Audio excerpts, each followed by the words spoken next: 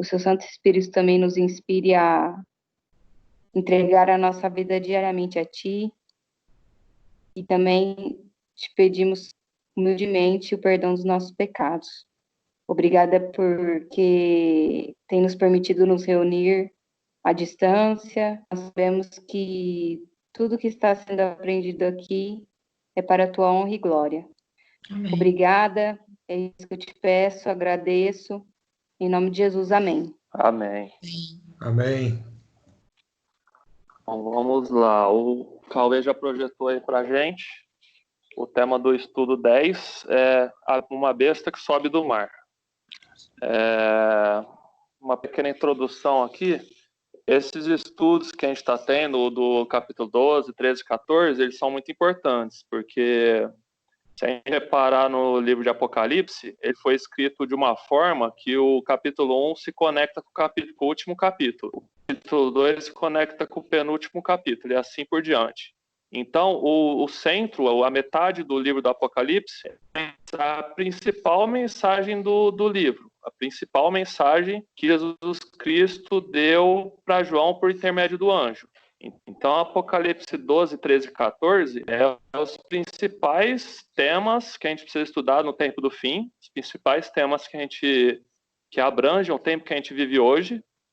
Então, a gente viu semana passada, o Rodney passou o estudo do capítulo 12, a gente viu que Satanás sabia da promessa do Cordeiro de Deus, sabia da promessa que Deus ia descer na terra e salvar a humanidade do pecado, e sabendo disso, ele quis matar Jesus no nascimento dele. Então ele cercou ali a mulher através do decreto de Herodes, que mandou matar todas as crianças até 2 anos. Satanás tentou matar o Filho de Deus, matar o Salvador do mundo.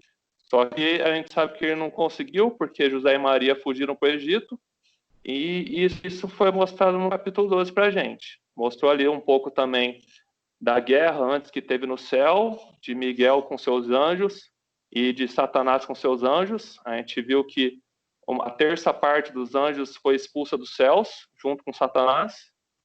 E Satanás, representado aqui pelo dragão de Apocalipse, ele desceu para a terra furioso. E diz no capítulo 17 assim, a introdução do tema de hoje. Está aí no capítulo 12, verso 17. Se vocês quiserem acompanhar aí. O último versículo do capítulo 12 é a introdução para o tema que a gente vai ver hoje. E ele diz assim: irou-se o dragão contra a mulher e foi pelejar com os restantes da sua descendência. Os que guardam os mandamentos de Deus e têm o testemunho de Jesus. E se pôs em pé sobre a areia do mar. Então, a gente leu que Satanás, ele está irado, mas ele não está irado contra todas as pessoas do mundo. Ele está irado contra um povo, contra o remanescente, o restante da descendência de Jesus, que são os que guardam os mandamentos de Deus e têm o testemunho de Jesus, que a gente entende no capítulo 19, que o testemunho de Jesus é o espírito da profecia. Então, Satanás não está irado com todas as pessoas, ele está irado contra o povo. E a gente vai ver hoje as formas que ele usa para atacar esse povo de Deus, esse remanescente. A gente vai ver como Satanás ataca o povo. Ele não, como o Rodney disse semana passada, Satanás é covarde, ele não ataca ele mesmo, ele dá poder para um reino atacar o povo de Deus. E a gente vai ver isso hoje. Então, assim, só dizer uma coisa. Esse estudo eu considero, assim, um pouco polêmico. Então, eu vou tentar ser o mais imparcial possível, vou tentar dar ao menos a minha opinião possível. Eu vou tentar mostrar na Bíblia o que fala sobre a besta do mar. Eu vou deixar a Bíblia dizer as características desse poder que Satanás usa para atacar o povo de Deus. Então, a gente vai ler o primeiro verso do estudo. A Celita, você pode ler para a gente? Capítulo 13, verso 1. Sou. E eu pus-me sobre a areia do mar, e vi subir do mar uma besta que tinha 7 cabeças e 10 chifres.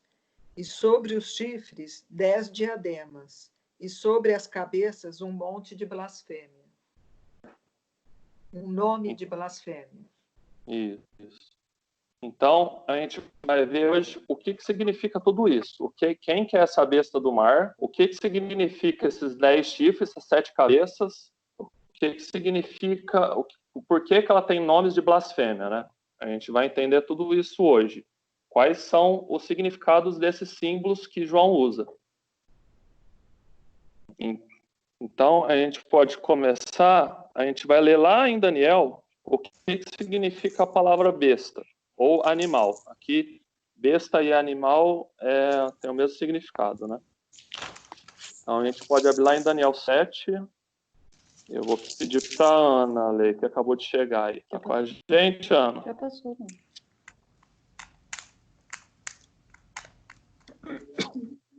Oi, tô sim. Ixi, eu vou pegar a Bíblia aqui. Se tiver ruim, a gente passa para outra. Não, tá aqui.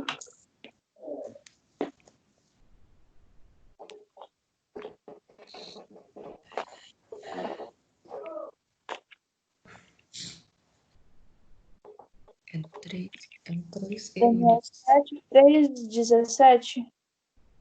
7:3. Pode ler só 3, depois a gente lê o 17. Beleza. 4 animais grandes, diferentes uns dos outros, subiam do mar. A gente vai ler que a besta do Apocalipse, ela é simbolizada por 4 características que estão nesses animais de Daniel também. Então, essa profecia do capítulo de Apocalipse 13 é a mesma de Daniel 7. É a mesma que Deus revelou para Daniel séculos antes de Jesus vir nessa terra. Cerca de 600 anos antes de Jesus. Já tinha essa profecia do capítulo 13, foi dada para Daniel, a mesma profecia. E ali ela é simbolizada com 4 animais, que também, como a besta, sobem do mar. Né? A gente vai entender o que significa mar também. E agora lê pra gente o 17, ô Ana. O que significa esses 4 animais? Vou ler aqui. Estes grandes animais, que são 4 reis que se levantarão da terra. Então, os animais aqui da profecia são simbolizados, são símbolos de 4 reis, 4 imperadores, 4 impérios que se levantariam contra o povo de Deus, se levantariam na terra.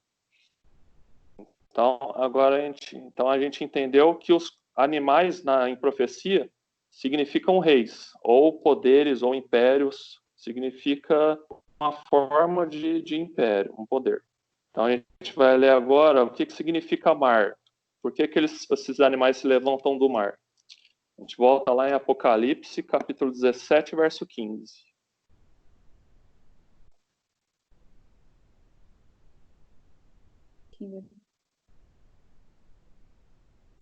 A Marina, você pode ler para a gente? 17, verso 15. Oi, posso sim. 17:15. Falou-me ainda: as águas que viste, onde a meretriz está assentada, são povos, multidões, nações e línguas. Então, a gente leu aqui que águas ou mar simbolizam povos, multidões, nações e línguas. Então, esses poderes, esses reis, eles levantariam de uma parte da Terra que uma grande densidade de população. É um país populado, grande, muito populado. Isso significa ar ou mar em profecia, tanto em Daniel como em Apocalipse. Agora a gente leu também que essa besta que sobe do mar, ela possui 10 chifres. A gente vai entender o que são 10 chifres, segundo a Bíblia. Tá em Apocalipse 17, verso 12. A Gil, você pode ler para a gente, por favor? Claro, eu leio assim. Os 10 chifres que vistes são 10 reis, os quais ainda não receberam reino, mas recebem autoridade como reis, com a besta durante 1 hora. Obrigado, Gil. Então, a gente leu aqui que chifres também representam reis ou poderes. E aqui, João diz que na época dele, eles ainda não receberam o reino. Ou seja, esses 10 reis ainda não existiam na época de João. É isso que ele está declarando aqui. Só que eles receberiam autoridade como reis, e junto com a besta. Só que eles durariam um curto período de tempo. Eles durariam, ele diz ali que durariam 1 hora. Significa que esses 10 reis, eles durariam pouco tempo, mas eles se levantariam junto com a besta. Agora a gente vai ler o que significam as cabeças desse animal que surge de Apocalipse. Josi. Oi. Tudo bem? 17, verso 9. Tá. Aqui se requer mente sábia. As 7 cabeças são 7 colinas sobre as quais está sentada a mulher. Tem continuação? É o verso 9?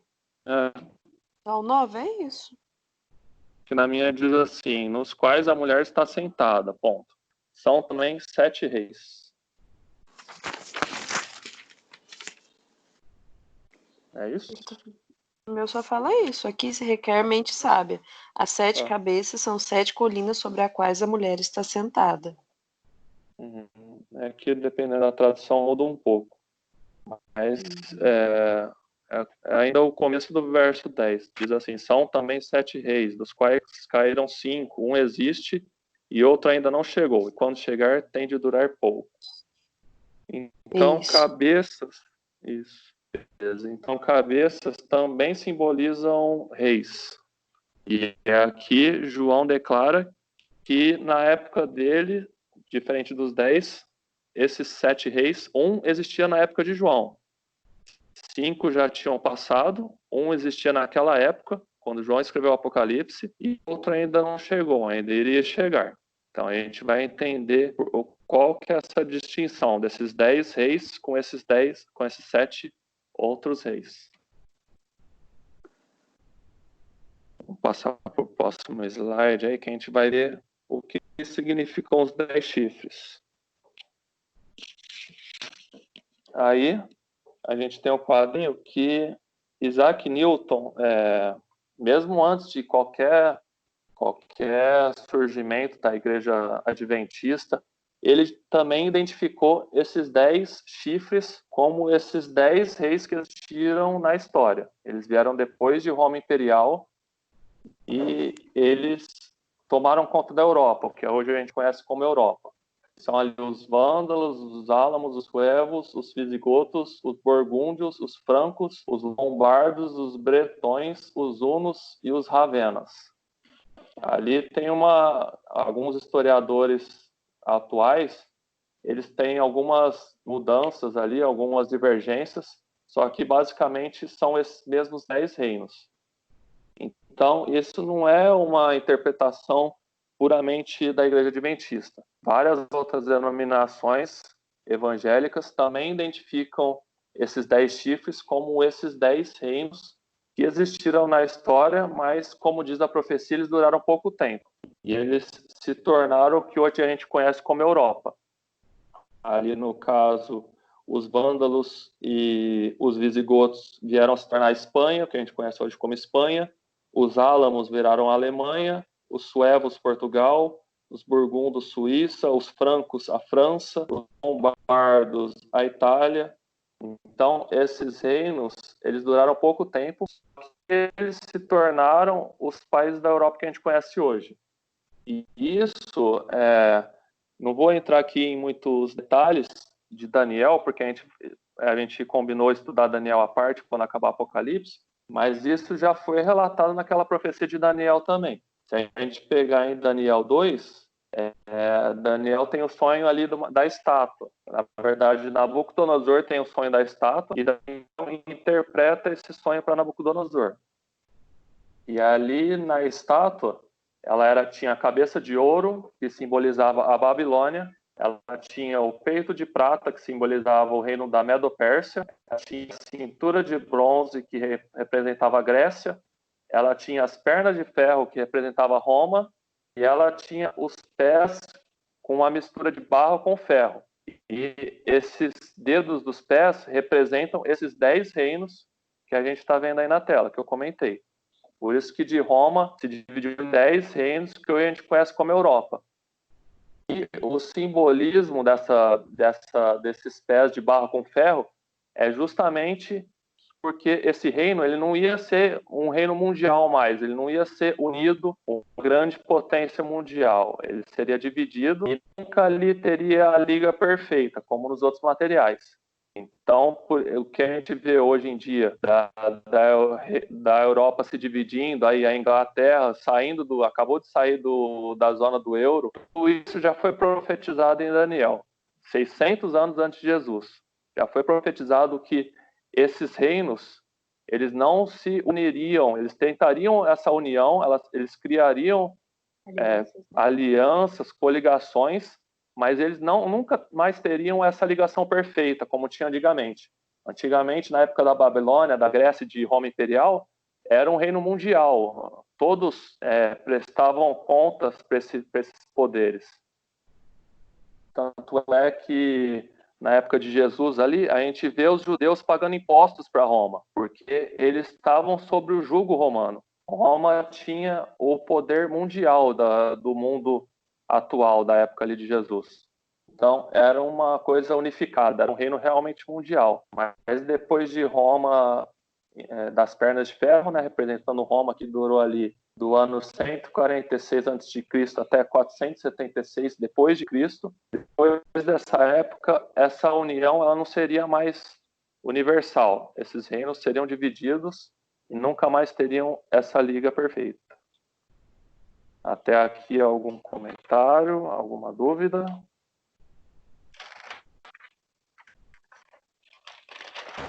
Então, eu tenho uma dúvida.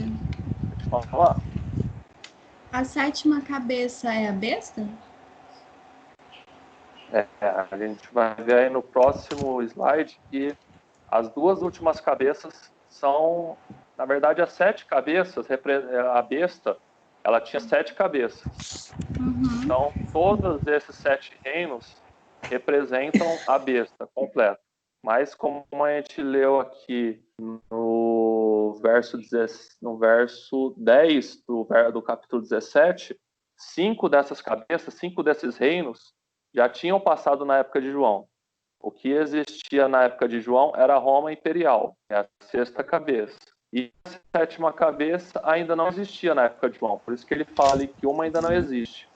Eu achei que a 7ª não apareceu até hoje, então a 7ª já aconteceu, então.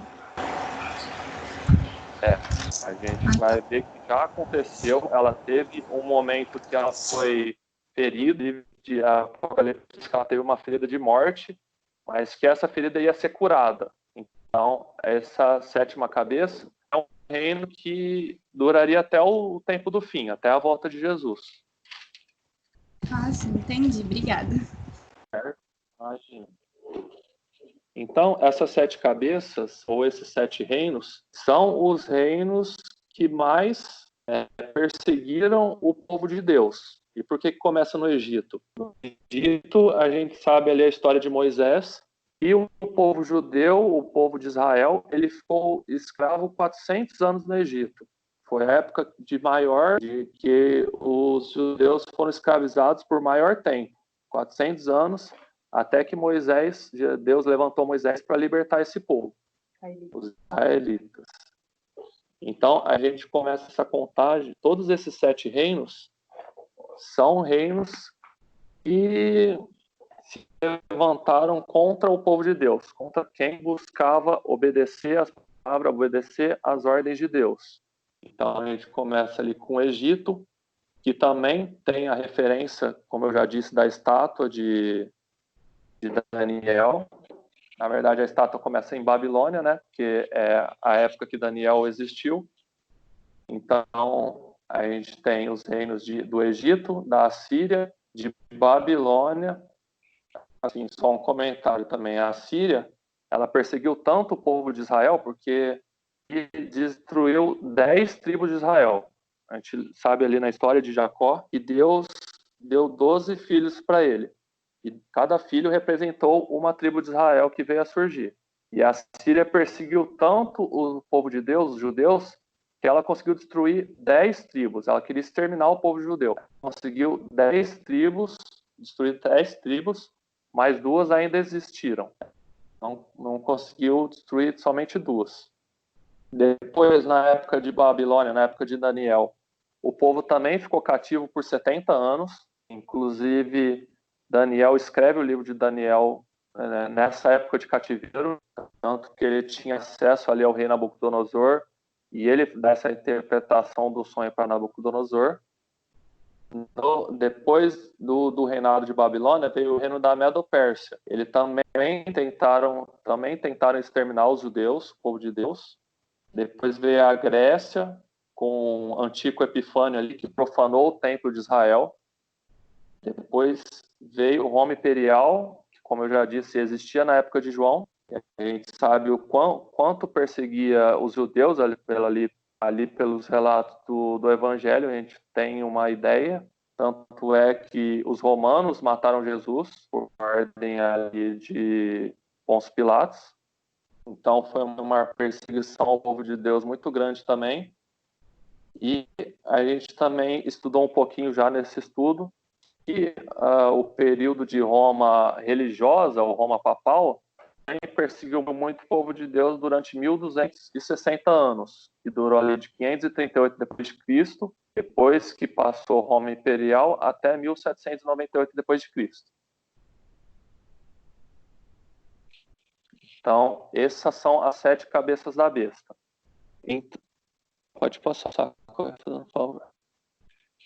Então, a gente identifica as 2 últimas cabeças como sendo... Oi, pode falar. Não, só um comentário que termina, né, o parágrafo do verso 1, e sobre e sobre as cabeças, nome de blasfêmia, né? Vai chegar? Vai. Não, eu só ia comentar que todos esses reinos que oprimiram o povo de Deus, né, essas 7 cabeças, todos eles realmente blasfemaram contra Deus, né, se colocando acima de Deus, oprimindo, perseguindo, né? Exatamente, uma das características mesmo, né? Todos eles cometeram blasfêmias. Ali no capítulo 12, verso 17, por isso que eu dei essa introdução, o dragão se irou contra a mulher, né? Contra o povo remanescente de Deus. Então ele buscou oprimir e através do engano, desfazer essa aliança que Deus fez com o seu povo, né? Com o povo que queria seguir suas leis e seus mandamentos. Então, desde o Egito até os dias de hoje, essa besta, ela vem pregando mentira, pregando no engano e oprimindo o povo de Deus, justamente blasfemando e perseguindo. Então, a gente identifica as 2 últimas cabeças da besta como Roma na sua fase pagão imperial e Roma religiosa ou papal. E aqui não é somente a igreja romana, é um poder político e religioso, que a gente dá o nome, né? Que não é somente uma religião que blasfemava. Essa religião, ela se juntou com o poder político e reinou durante um tempo também no mundo atual, justamente nessa perseguição de 1260 anos. Então, só por aí já daria para notar que as 2 últimas cabeças são Roma Imperial e Roma Papal. Mas não bastando só isso, a gente vai ver outras características na Bíblia para a gente comparar e ver ter essa certeza que essas duas cabeças são Roma, na sua fase pagã e a sua fase religiosa. Então, a gente vai ver outros versos aqui agora. Eu vou pedir para a Lid. Lid pode ler para a gente. Apocalipse 13, verso 2. Leio sim. 13, 2. A besta que vi era semelhante a leopardo, com pés como de urso e boca como de leão. E deu-lhe o dragão o seu poder, o seu trono e grande autoridade. Obrigado. Então, a gente vê aqui que a besta tem algumas características. Ela é semelhante a um leopardo, ela tem pés de urso e boca como de leão. O que são esses animais na Bíblia? Se a gente estudar Daniel ali, capítulo 7, a gente vai ver que esses animais são os mesmos da profecia de Daniel. Por isso que essa ligação de Apocalipse e Daniel tem que ser muito, tem que ser muito trabalhada. Esses animais que João tirou do capítulo 12 são os animais que ele tirou de Daniel, capítulo 7. E ali ele também tem uma profecia com animais, onde o leão representa a Babilônia, o urso a Medo-Pérsia e o leopardo a Grécia. São os mesmos reinos na sequência da estátua, só que ele dá ali uma outra interpretação, uma outra visão, comparando eles com animais. Então, a gente vai ver essas características dos animais de Daniel para tentar entender o que João está dizendo aqui no Apocalipse, porque ele tirou a referência desses animais do livro de Daniel. São os mesmos animais. Então, aqui diz assim, que Babilônia, Roma copiou a pretensão e o orgulho. Ali tem alguns versos, a gente pode ler com mais calma depois, mas que simbolizam isso. A pretensão, o orgulho de ser um poder religioso, né? Ser como Deus, tomar o lugar de Deus, né? Como a Lid disse, essa besta ela diz blasfêmias, ela ataca o reino de Deus. E ali, Babilônia também teve o pecado, a transgressão e a lei de Deus. Ali, Isaías tem alguns versos que a gente pode estudar depois. Mas essa era a característica de Babilônia que Roma copiou. Era o pecado e as transgressões à lei de Deus. Ali em Babilônia, se a gente lembrar da história se alguém conhecer as histórias dos amigos de Daniel, que eles foram forçados a se prostrar diante da estátua de Nabucodonosor. Nabucodonosor era tão orgulhoso que Daniel deu essa profecia, essa interpretação do sonho para ele, dizendo que ele só era a cabeça da estátua e que o reino dele ia passar. Nabucodonosor foi tão orgulhoso que ele disse para Daniel, não, o meu reino não vai passar. Então ele construiu uma estátua inteira de ouro, simbolizando que o reino dele não ia passar, e forçou as pessoas a adorar o nome dele. E os 3 amigos de Daniel não se curvaram na estátua, e eles foram jogados na fornalha de fogo ardente. E ali Deus protegeu os 3, e eles saíram da fornalha intactos, não queimou nem um fio de cabelo deles. Então, essa foi a pretensão de Nabucodonosor de Babilônia, do reino de Babilônia. Ele quis receber adoração. Das contas, a gente vai ver que todo esse conflito entre o dragão e o povo de Deus é relacionado à adoração. Quem que você vai adorar? Se é a besta, o dragão, ou a Deus, o Deus verdadeiro, criador do céu e da terra. Então, Babilônia tem esse simbolismo com a besta de Apocalipse. Ela também tem características do urso, da interpretação de Daniel. E esse urso representa a Medo-Pérsia. Copiou o culto da adoração no dia do sol, o domingo, o antigo culto persa, que eles davam o nome de mitraísmo, e dedicava o primeiro dia da semana à adoração ao deus Mitra, o deus sol.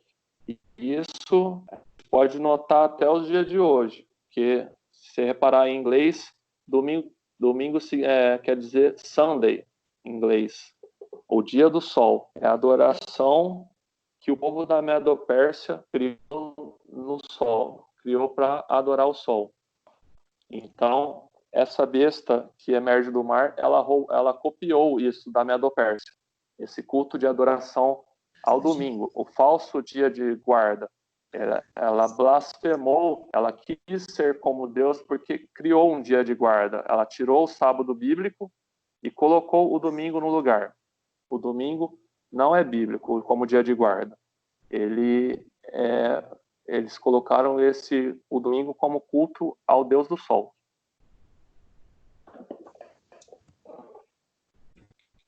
Algum comentário ou a gente pode seguir? Boa noite. Oi, Márcia. Meio atrasada, né? Mas antes tarde do que mais tarde. Aí, quarta que veio.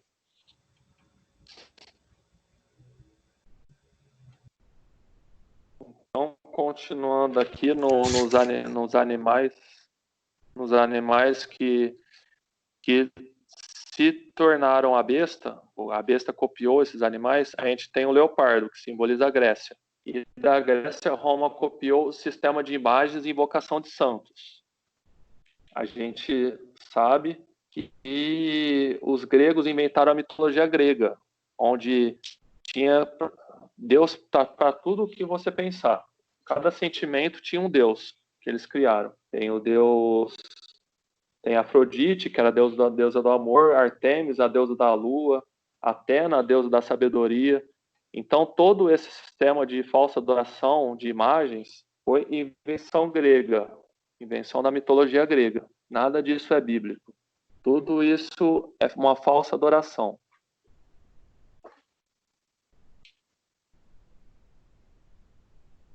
Pode passar, Cauê.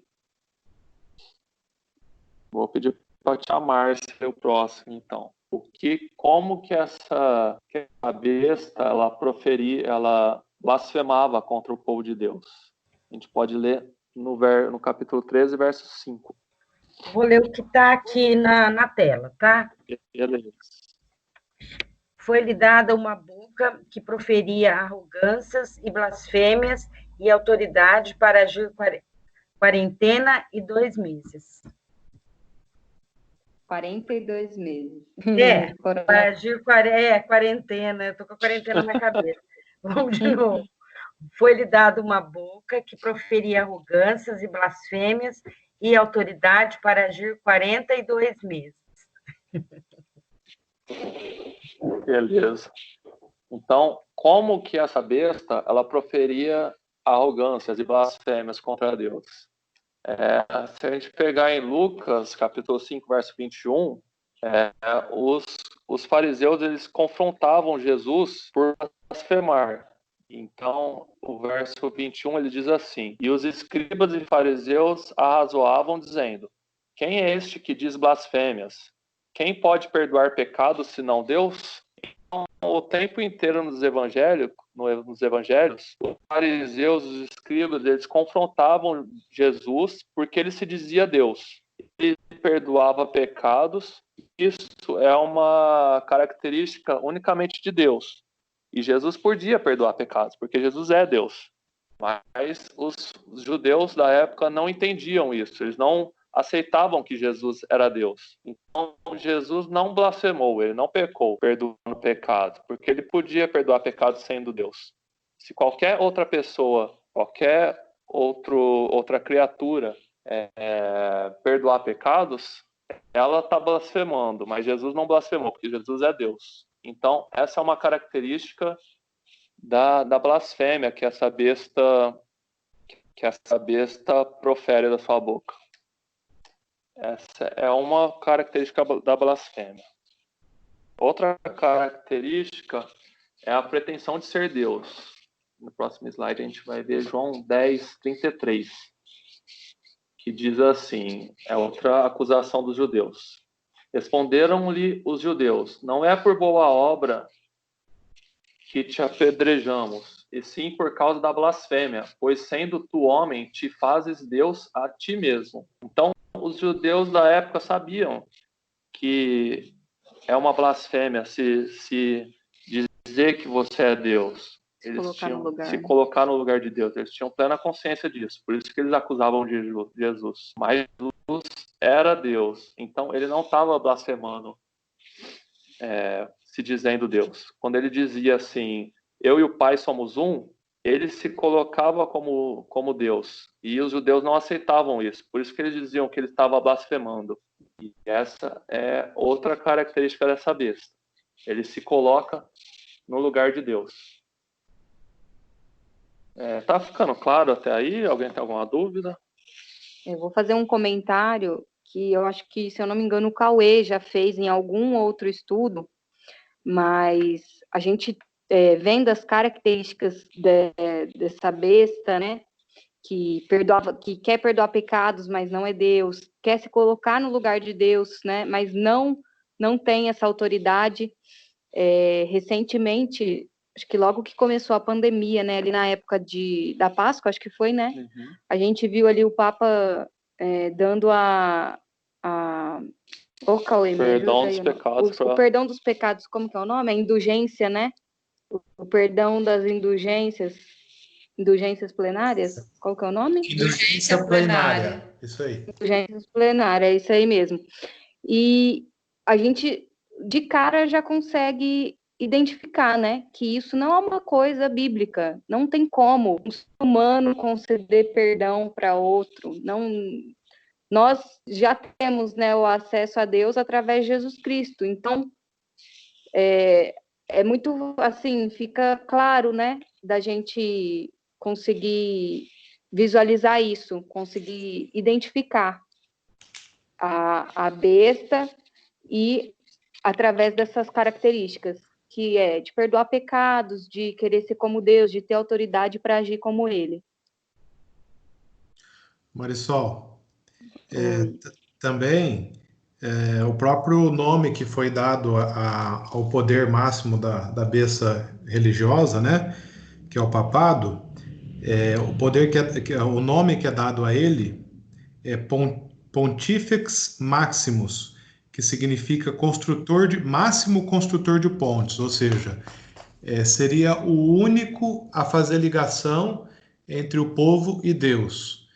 Então, essa besta, ela se coloca no lugar de Jesus, porque só Jesus é o único capaz de fazer ligação entre nós e Deus. Jesus é 100% Deus, e depois de ter vindo cumprir seu ministério na Terra, passou também, além de ser 100% Deus, ser 100% homem.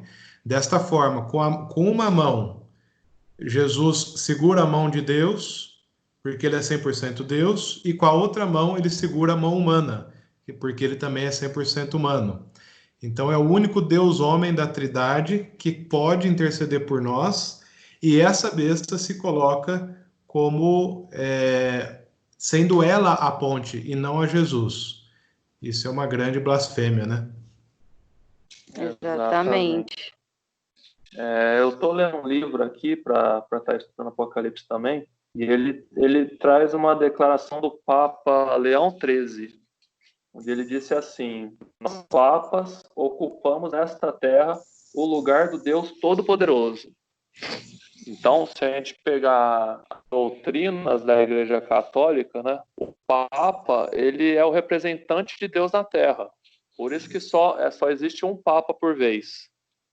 Ele é o único, segundo a Igreja Católica, ele é o único representante de Deus na Terra.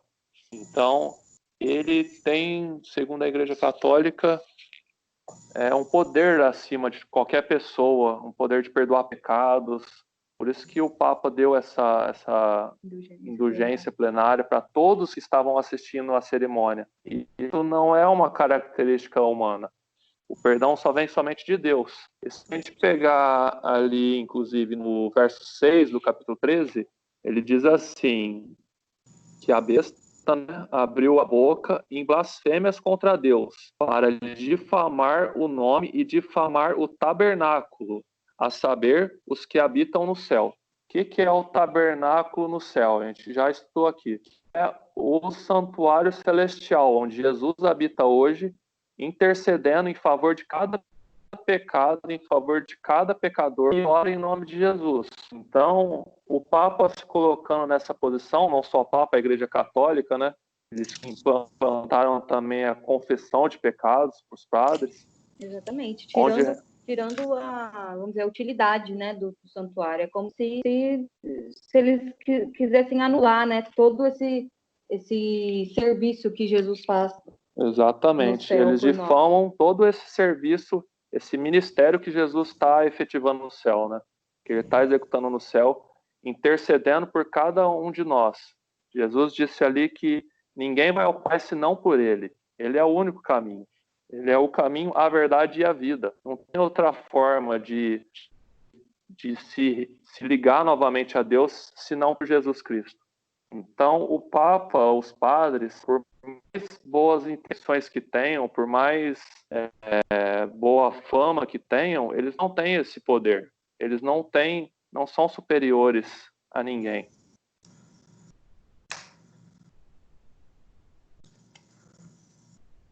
Continuando aqui, a gente tem outra ação dessa besta.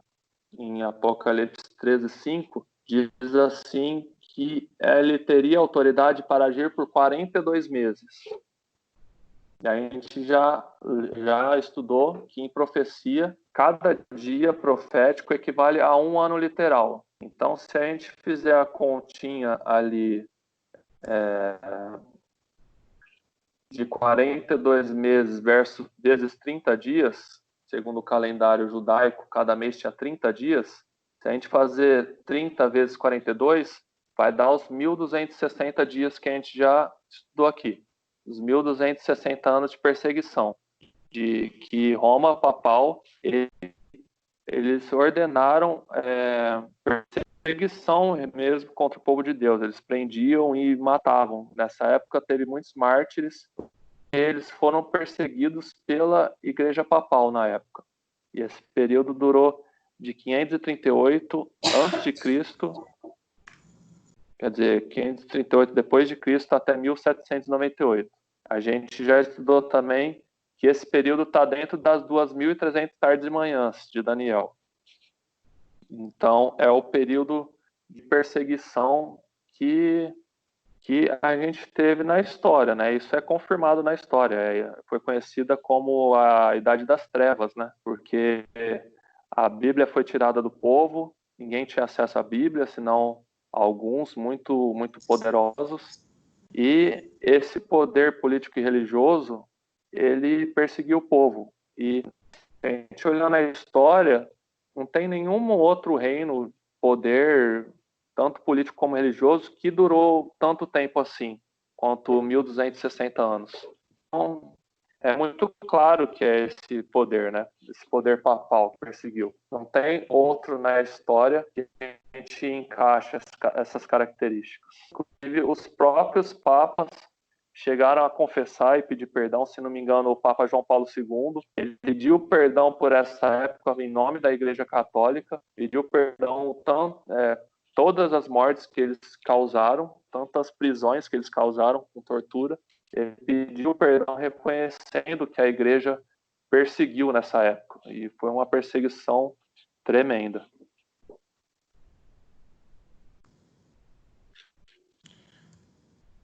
Toninho. Sim. E aí terminou, né, com a prisão do Papa Pio VI, né?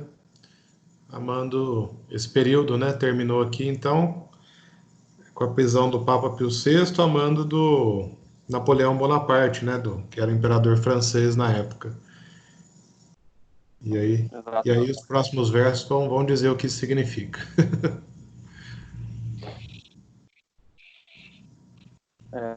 Aí tá o verso que outro verso, né, que indica que essa perseguição ao povo de Deus. Eu vou pedir para a Norma ler para a gente.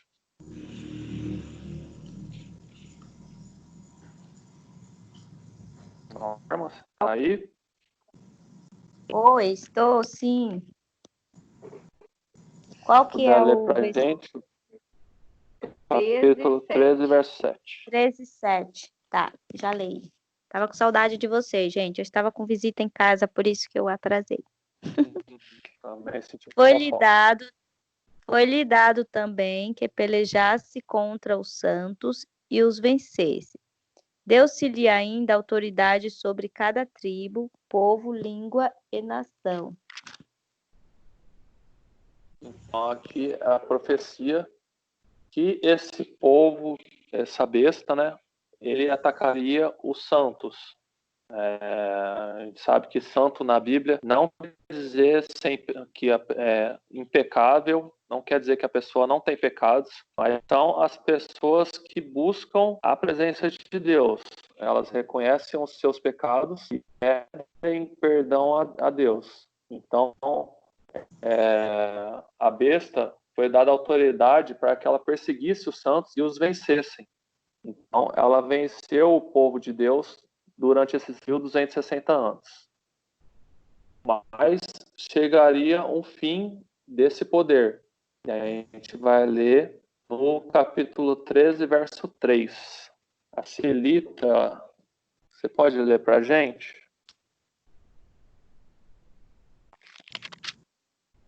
Posso sim, Toninho. 13:3, né? Isso. E viu uma de suas cabeças como ferida de morte, e a sua chaga mortal foi curada.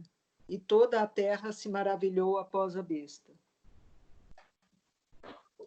Então, como eu falei para a Gil, esse poder ele chegaria ao fim.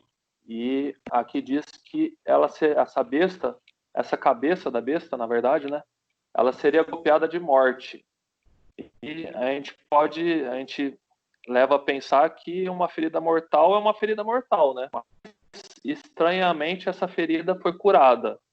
Ressurgiu. E ela ressurgiu durante um tempo. De forma quase que milagrosa, como se confrontasse realmente a Deus, essa ferida mortal foi curada. E toda a terra veio a se maravilhar seguindo novamente a besta. Essa ferida de morte, como Cauê disse, foi a prisão do Papa Pio VI, em 1798. Foi o que marcou o fim dos 1260 anos de perseguição da besta. Essa é a ferida de morte de Apocalipse, nessa cabeça. Alguns anos depois, o Papa veio a morrer, né? Ele estava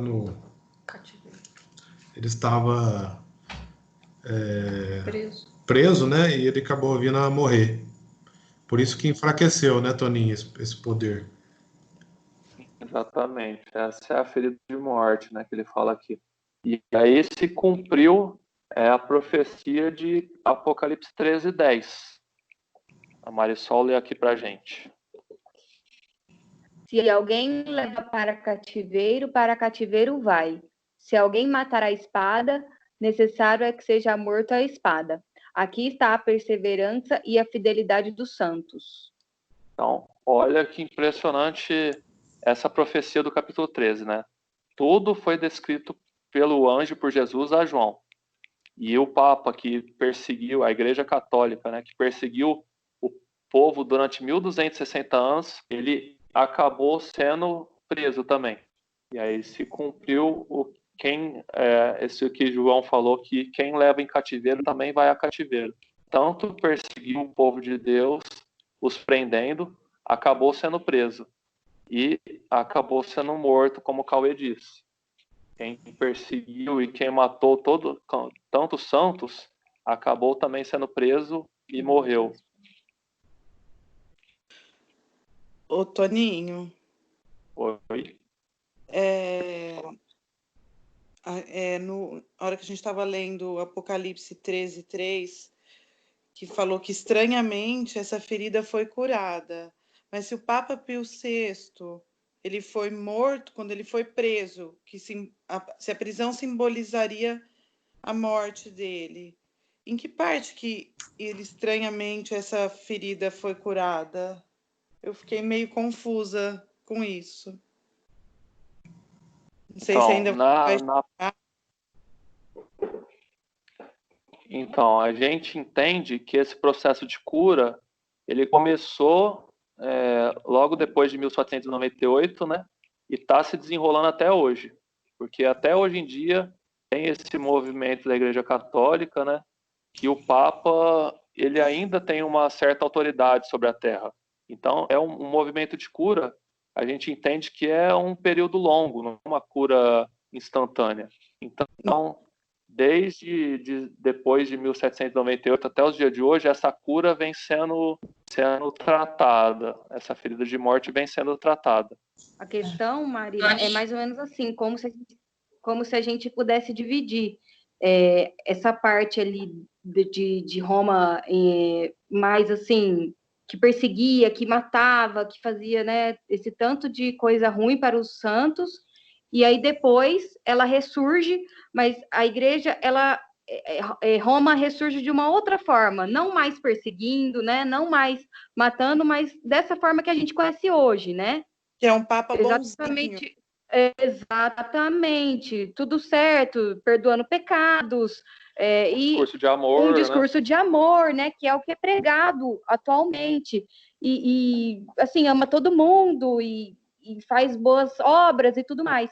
Então, assim, é como se, na hora que fala aí dessa parte de que ela teve um golpe de morte, então, podemos dizer assim, que ali, quando ele foi preso, esse Papa foi preso e foi morto, a gente podia pensar assim, foi o fim, então, de Roma, né, da parte dos papas? Não, porque, de uma forma miraculosa, teve outro Papa que veio e deu uma sequência, né? Então, e essa sequência, igual o Toninho falou, ela dura até hoje, entendeu? E a gente está na última cabeça, na 7ª cabeça, que é Roma papal, que é essa supremacia dos papas. Pessoal, Cauê? Essa ferida aí curada, historicamente falando, em 1929, ocorreu o Tratado de Latrão, lá na Itália, onde Mussolini, usado por Satanás, ele cede 44 hectares de terra para se formar o Estado do Vaticano. E aí onde a Igreja Romana, ela lidera a parte política e a parte religiosa, e dando toda a autoridade para o Papa, política e religiosa. Mas ali concentrado no Vaticano, isso, né? Ele concentrado não no tem Vaticano. mais uma ação mundial. Por isso que ela foi golpeada, ela perdeu a sua força, mas a sua força vem crescendo, né? Exato. O Papa morreu o Papa Pio VI, ele morreu, diz aqui, no dia 29 de agosto de 1799, praticamente um ano depois que ele foi preso. Já no ano de 1800, no dia 14 de março, um novo Papa chamado Pio VII já assumiu o lugar. É lógico que, como a Marisol e a Lid falou, esse Papa ele não assumiu com a força que ele tinha antes, né? Ele assumiu como uma figura outra discreta. roupagem, né? Isso. Ou nova roupagem. E depois, o Papa novamente esse poder chamado Papa, né? Novamente foi ganhando credibilidade, autoridade. No ano de 1962, o Papa João XXIII, ele foi declarado pela revista Time como o homem do ano. Depois, o Papa João Paulo II, em 1994, foi o segundo Papa a receber esse título. Agora, em 2013, o Papa Francisco recebeu o mesmo título pela revista Time como o homem do ano. Então ele vem ganhando assim uma credibilidade, e a igreja novamente vem ganhando um poder de influenciar as nações, e cada dia que passa mais, até que nós vamos chegar no ápice desse poder, que é tema do próximo estudo. E aí esse poder vai abusar novamente da autoridade que lhe haverão dado num futuro que ainda não aconteceu, e que novamente vai afligir o povo de Deus, mas isso está no estudo que vem. Amém, gente. Obrigada, viu? Muito Esclareceram. Obrigada. Excelente comentário da Lídia e do Cauê aí. E a gente vê também que, a partir de Mussolini, aí, como vocês disseram, o papado, a Igreja Católica, ela tomou novamente uma frente política. Tanto que, se a gente pegar hoje o Estado do Vaticano, ele não responde à Itália, não responde a Roma, ele tem leis próprias, ele é um Estado independente dentro da Itália. Então, esse poder papal, ele se liga novamente a um poder político para tomar o poder e afligir os santos. Então, assim, a gente tem que entender que essa besta, ela não tem nada a ver com os católicos de hoje em dia. Ela é muito maior que os católicos. Ela é realmente um poder. A gente leu que as cabeças e os chifres representam poderes políticos que infringiam as leis de Deus. Então, essa falsa adoração, essa falsa religião da Igreja Católica se uniu a um poder político para ter mais poder para perseguir o povo de Deus. Então, não tem nada a ver com os católicos sinceros. A gente sabe que eu creio que tem muita gente sincera na Igreja Católica e que a grande maioria vai ser salvo.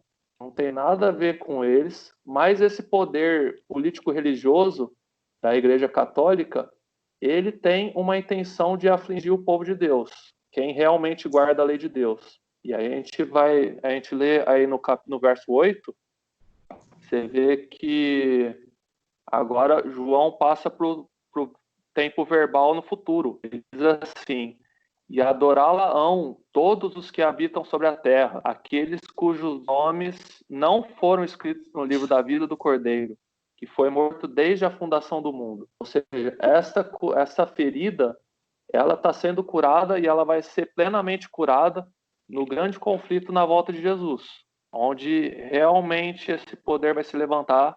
A gente vai estudar mas nos próximos estudos, como o Cauê disse, a gente vê que essa besta, esse poder político-religioso, ele vai se unir a outra besta que emerge do mar, que é a continuação aí do capítulo 13. Essas duas bestas vão se unir em determinado momento para perseguir a última perseguição ali, o último combate ao povo escolhido de Deus, aos que têm o livro escrito o livro escrito no livro da vida do Cordeiro, o nome escrito no livro da vida. A gente vê nesse versículo aí que João meio que faz uma divisão.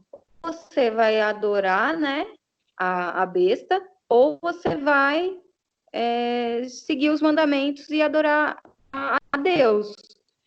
Então, é uma questão, assim, de não ter imparcialidade, né? Não ter como você ficar neutro diante dessa situação. E como o Toninho falou, é muito importante ressaltar, porque o Toninho mesmo, né? Ele, há 3 anos, ele era um católico. A família dele toda é católica, né?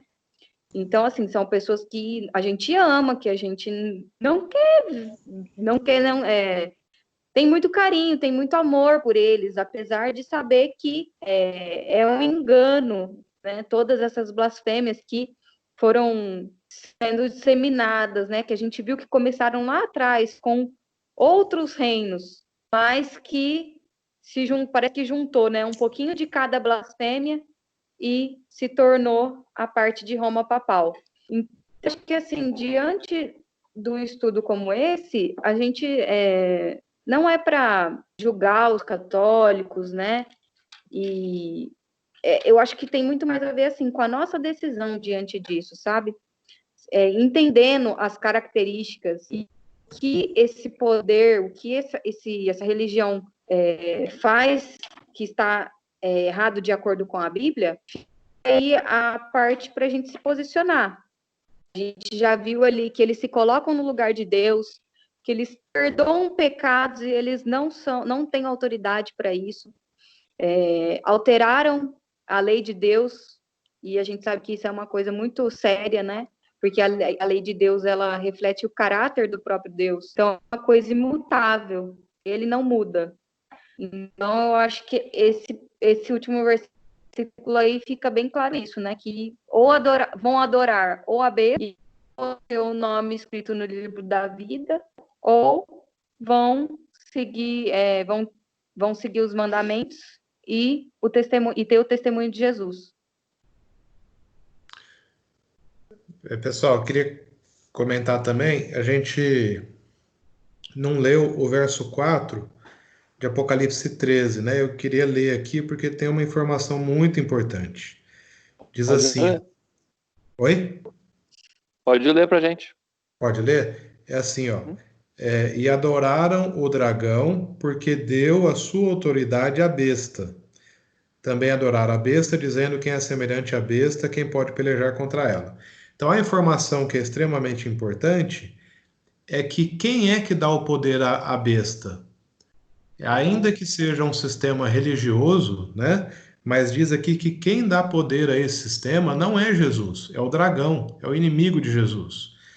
E aqui, novamente, né, com o maior respeito a todos os católicos sinceros que, como o Toninho já disse, não tem nada a ver com isso, estão professando a sua fé com base naquilo que aprenderam e na sinceridade dos seus corações, mas é por isso que a tradução da palavra Apocalipse, que é uma palavra grega, significa revelação. O livro do Apocalipse, ele nos revela, porque diante do mundo que nós vivemos num mundo de aparências, mas somente a clareza da palavra de Deus consegue nos trazer a verdade sobre todas as coisas. Então chegamos num momento em que esse poder está sendo revelado a nós, que é dirigido pelo inimigo de Deus, enquanto o verdadeiro cristão deve ser dirigido pelo próprio Deus e deve andar conforme os passos de Jesus que ele deixou registrado para nós.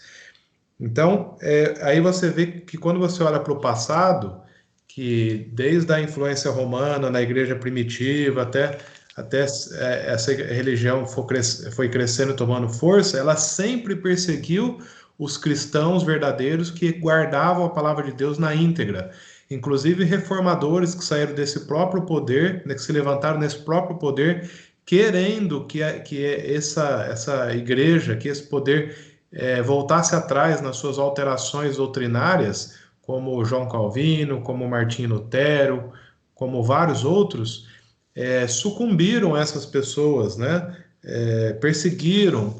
E você vê que Jesus falou assim, né? É pelos frutos que você conhece a árvore. Não faria sentido nenhum ser uma religião pura e verdadeira perseguindo os próprios membros. Então, se houve a perseguição, já nos dá indício de que não era Jesus que estava por trás desse poder. E aqui no livro de Apocalipse, como esse poder já tem uma roupagem hoje bem mais gentil, bem mais amorosa, né?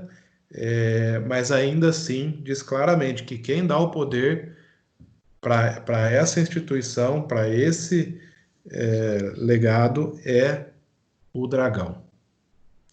E isso deve servir para a gente entender que religião não é uma coisa assim como você escolher um time para você torcer. Religião tem a ver com a salvação. Eu não estou dizendo placa de igreja, mas a religião que você professa no seu coração e que você coloca em prática na sua vida. Isso vai determinar a salvação de todos nós. É verdade, Cauê. E hoje a gente vê as pessoas pregando muito assim, né? Que não importa a religião, não importa nada, o importante é acreditar em Deus, deixando essa parte para trás, né? Como se dissesse assim, o importante é você ter fé em alguma coisa, na verdade, né? Eu acho que é isso que pregam hoje. O importante é você ter fé, você acreditar, você crer, o resto tá tudo certo. E aí foi o que você falou, né? Como é importante a gente estudar, porque muitas pessoas realmente são enganadas, realmente não sabem, não se dedicaram a estudar e a entender melhor a mensagem de Deus para nós através da Bíblia. A gente já tem até um spoiler aí, né? Então a gente vê que esse poder é um poder que emerge do mar, e a gente vai estudar um outro poder no próximo estudo. E aí a gente vai ver, né, a força que vai ter esses dois poderes juntos. Acho que vai ser bem interessante. Marisol, e também, né, agora revelado tudo isso, dá para entender por que esse poder, por que a Igreja Romana destruiu as Bíblias e nunca incentivou os seus seguidores a estudar a Bíblia, porque a Bíblia revela quem ela é. Exatamente, é verdade. A gente né? viveu ali, né, esse período de 1260 anos, né, um período muito escuro na história, e realmente as pessoas não tinham acesso à Bíblia e eram, assim, totalmente perseguidas, né? Que tristeza, durou muito, né? Durou 1260 anos. Pois é. Alguém tem alguma dúvida? Ô, Lídia, desculpa. Eu queria compartilhar, eu louvo a Jesus pelas revelações, sabe? Porque eu nasci num lar católico e fui católica até uns 6 anos, né? Faz 5 anos que a gente. 5 anos, né? E nós somos doutrinados a crer que a religião, né, romana, ela é a única religião, que as demais não são nada. E eu tinha essa crença, e eu fico até emocionada, sabe? Pela misericórdia de Deus, a graça de Jesus, por ter me apresentado a palavra, né? E eu gosto muito de um verso que está lá em Provérbios, que diz assim, Provérbios 4:18, que fala que a vereda dos justos é como a luz da aurora, que vai brilhando mais e mais até ser dia perfeito. Que eu entendo assim, que o nosso conhecimento, ele vai crescendo de forma gradativa, né? Deus vai mostrando as verdades, como a gente tem aprendido a cada encontro, e que a gente precisa tomar uma decisão ao lado de Deus, que realmente obedecer e crer, né, pela fé, que isso tudo revelado é para nosso bem, a nossa salvação. Eu acredito que aqui no nosso grupo tenha amigos queridos, né, que também, não sei se frequentam ou se tem a crença, né, do catolicismo, mas fica aqui um apelo, né, porque quando a gente aceita uma verdade revelada por Deus, Deus, então, ele dá mais daquilo que é verdade da sua palavra, e a gente vai crescendo em graça, em conhecimento. E isso tudo faz parte do processo da salvação, né? Da nossa santificação. Porque o nosso entendimento, a nossa compreensão perfeita, ela vai ser só lá no céu. E até lá no céu, nós vamos continuar aprendendo de todo o plano maravilhoso da salvação de Jesus. E era essa a minha contribuição que eu gostaria de falar, que eu já fiz parte do catolicismo e é muito impactante quando a gente conhece isso, porque que pena, né, que muitas pessoas vivem no engano e é um privilégio poder conhecer essa verdade tão maravilhosa que liberta e a gente poder, então, ajudar pessoas a, a ter esse conhecimento, né, que é tão maravilhoso. É isso aí. Nossa, verdade. Somos muito privilegiados, né, por poder estudar e ter um entendimento assim. E a gente já está realmente caminhando para o fim, né?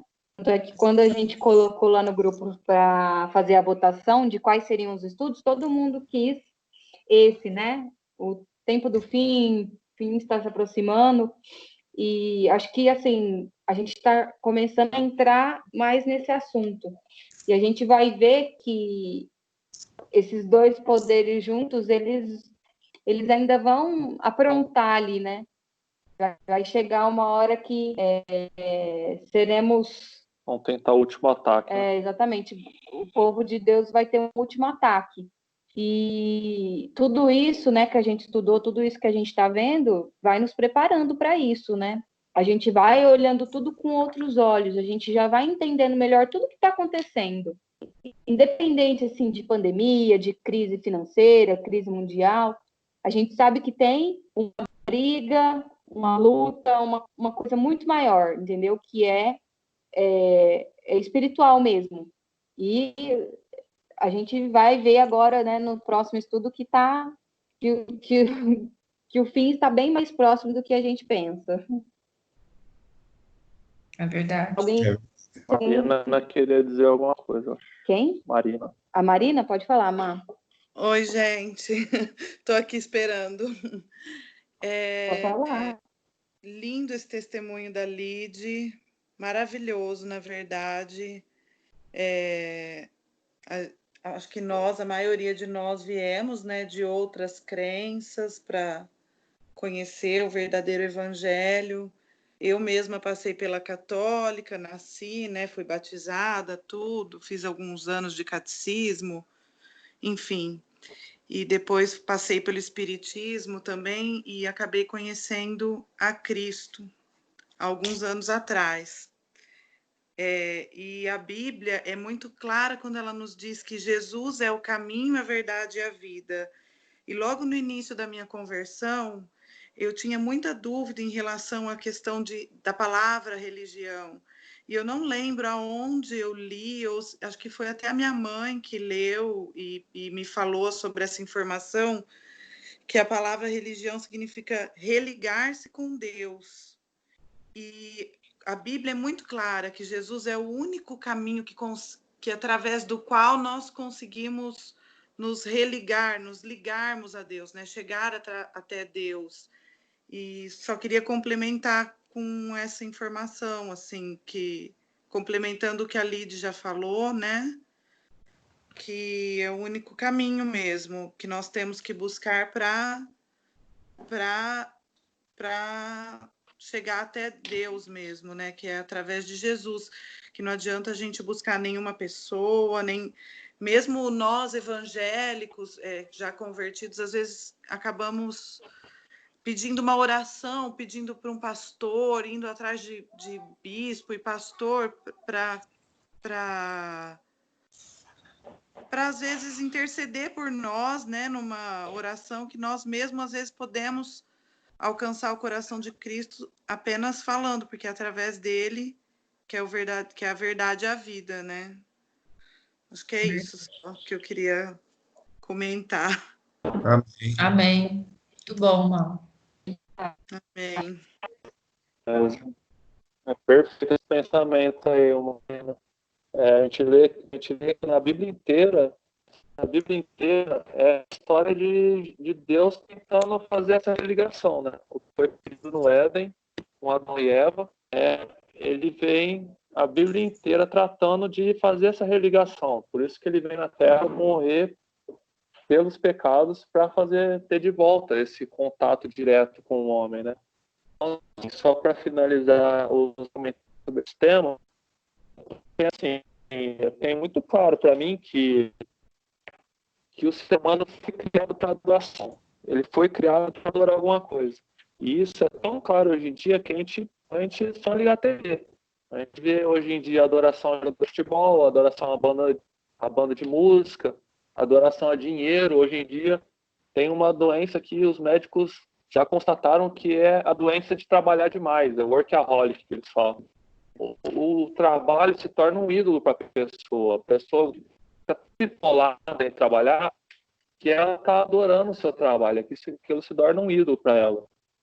Então, a adoração hoje em dia é das mais diversas formas. Então, eu tô muito contente, muito feliz da gente estar tendo esses estudos também. Eu tenho aprendido muito também. As coisas que eu estudo aqui para estar passando estudo, com os comentários de vocês, o que o Cauê e o Roger me passam, é tudo uma bênção para mim também, não só para vocês. Então, assim, eu também tenho uma boa parte da minha crença na Igreja Católica. Até aos 15, 16 anos, eu frequentava a Igreja Católica. Eu fiz primeira comunhão, catecismo. E quando eu comecei a aprender essas verdades, aquilo me abriu tantos olhos que eu louvo a Deus, eu agradeço a Deus cada dia por estar podendo compartilhar isso com vocês, com cada pessoa que eu posso dar esse testemunho, né? Porque a Bíblia ali é uma carta de amor de Deus para a gente. Então, ela mostra a verdadeira adoração, né? Como que a gente pode estar praticando essa religação, né? A gente só vai ter essa plena religação na volta de Jesus, quando a gente for glorificado, né? Quando Jesus tirar essa natureza pecaminosa da gente. Enquanto isso, a gente vem aprendendo a cada dia, a cada estudo, a cada leitura, a estar conhecendo Jesus, conhecendo esse Deus tão maravilhoso que veio morrer pela gente, né? Então, acho que é isso que eu queria estar passando hoje. Espero que tenha ficado claro. E é isso. Alguém tem alguma dúvida, gente, em relação assim, ao estudo mesmo? Ficou alguma dúvida? Quem tiver pode comentar. Às vezes a sua dúvida é de alguém.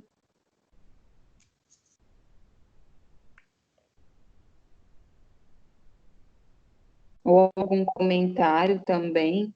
Fiquem à vontade.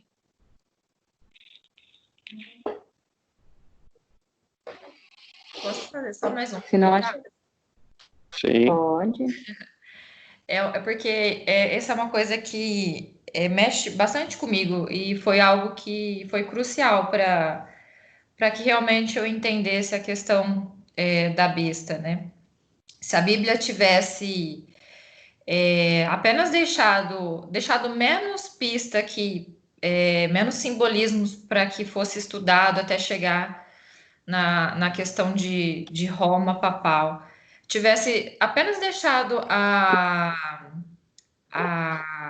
profecia dos 1260 anos de perseguição contra o povo de Deus e simplesmente falado que era um poder religioso que blasfemasse contra Deus, mesmo assim ficaria fácil da gente poder identificar quem realmente seria besta.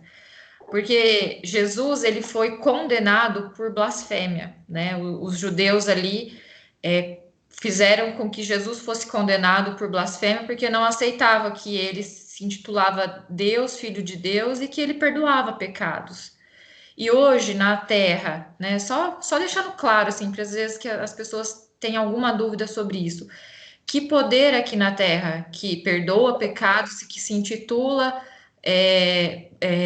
a figura de Deus aqui, né? Então fica muito claro para a gente poder desvendar isso e ter plena certeza de que é este o poder que é o inimigo de Deus, usado por Satanás para a perdição aqui do povo.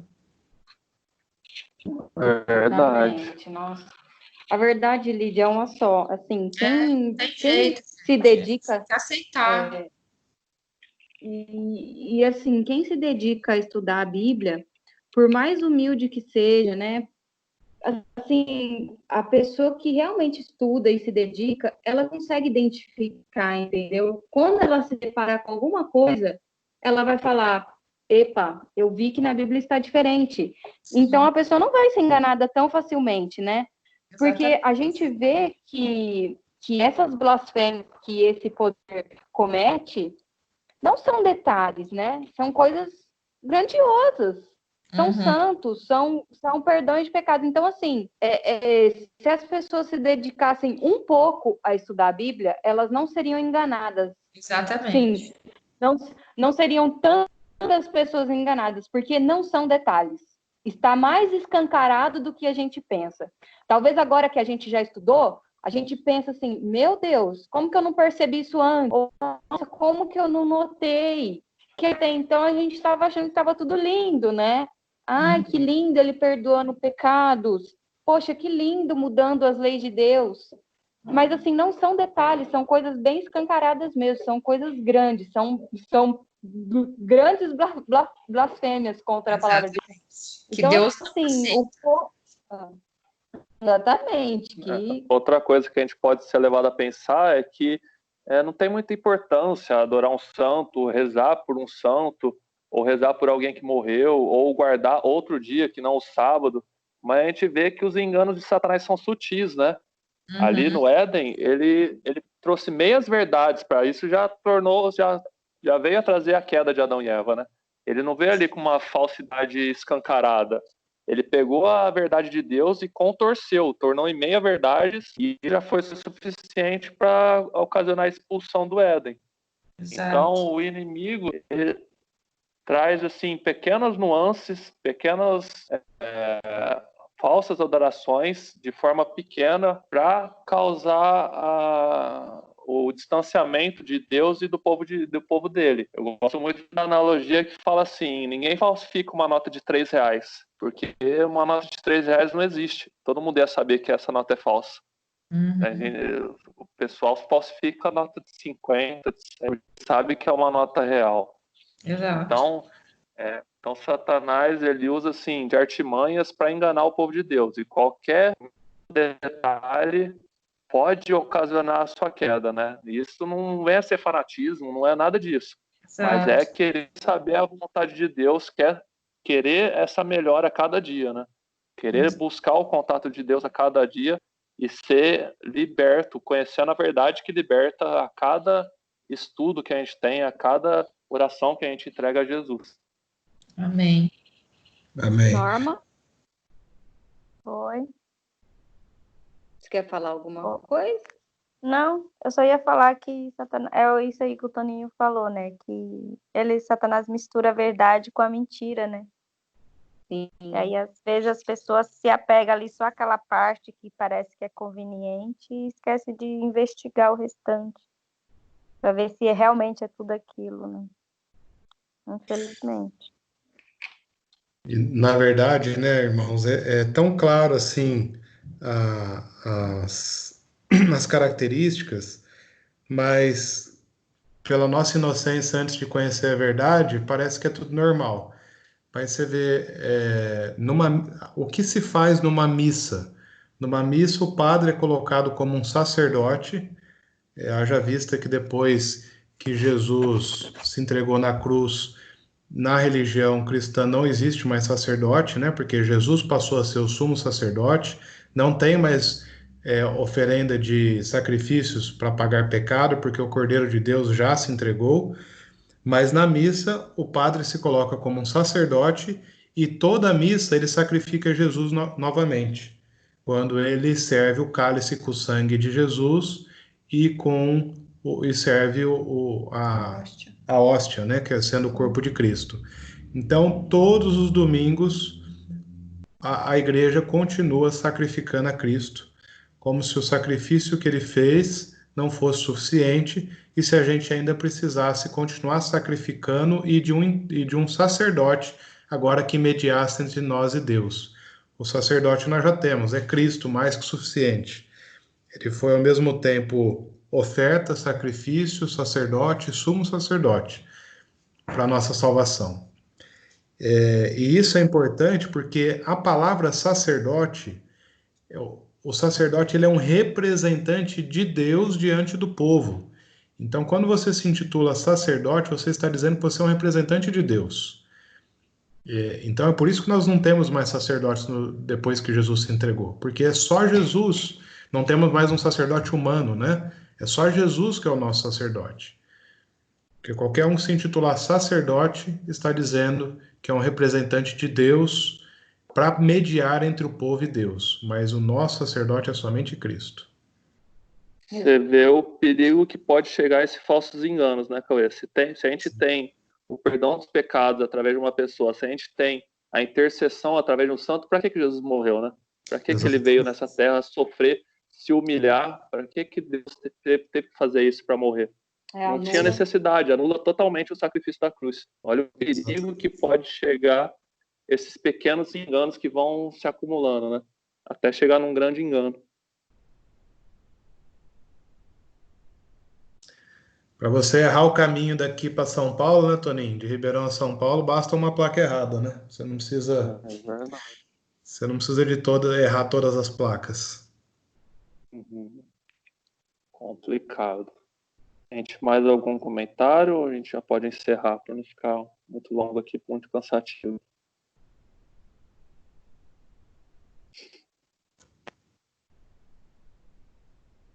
Norma? Não, tudo bem, pode ser. Você habilitou o microfone. Então, vamos... Eu queria pedir que a Marina orasse para a gente. No coroa, eu quero uma novidade.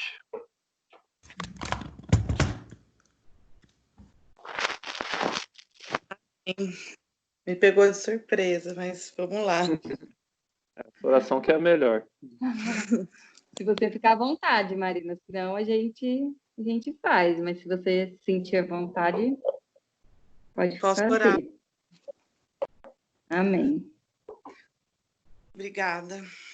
Senhor Deus, Pai amado, Jesus, Espírito Santo de Deus, te glorificamos, Senhor, nesta noite, pela tua palavra, pelo teu amor por nós, porque o Senhor se deu por nós, deu seu Filho unigênito por nós, porque o Senhor é a única verdade, o único caminho, o Senhor é o único que nos dá a vida, Pai. Obrigada, Jesus, por esta palavra abençoada, por estes estudos. Obrigada, Deus, pela vida de cada um aqui, pela família de cada um aqui. Deus, eu rogo a Ti, Senhor, uma bênção para cada um que está participando desse estudo, para aqueles que não puderam participar hoje, especialmente, uma bênção especial, Deus, para que o Senhor possa estar cuidando deles também, Pai. Em nome de Jesus, obrigada, Deus, pela vida do Toninho, da sua família, do Cauê, da sua família, do Rodney, que estão se dispondo, Senhor, a nos dar esses estudos, ó Pai. E te peço, Senhor, abençoe, Senhor, cada um deles, Pai, em nome de Jesus. E abençoe, Senhor, este sábado. Te agradecemos, Senhor, por este sábado. E abençoe, Deus, a próxima semana, Pai, que possamos estar na sua presença em cada dia desta semana, Deus. É o que eu oro e agradeço a Ti, em nome de Jesus. Amém. Amém. Nossa, que oração mais linda. Ai, Poderosa. Maria. Amém. Gente, fico com vergonha. Amém. Não Foi fique. excelente, foi tremendo. Muita opção. Obrigada demais. Obrigado, gente.